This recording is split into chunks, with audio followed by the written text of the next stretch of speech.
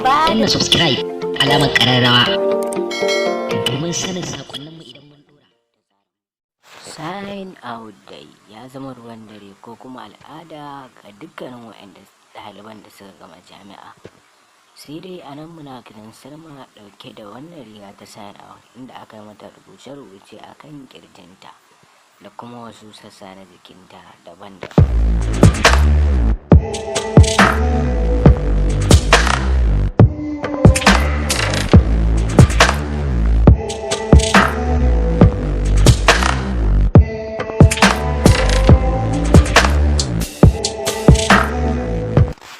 Jama'a da yawa suna magana akan cewa sign out a jikin mace ba abu ne mai kyau ba.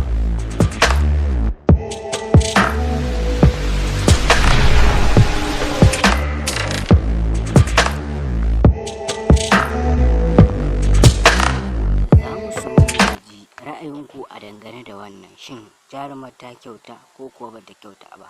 Rubutu da ya kirji ba abu ne mai kyau ba, musamman ma ga 'ya mace. Wannan tauye al'ada ne da kuma ɗabi'a.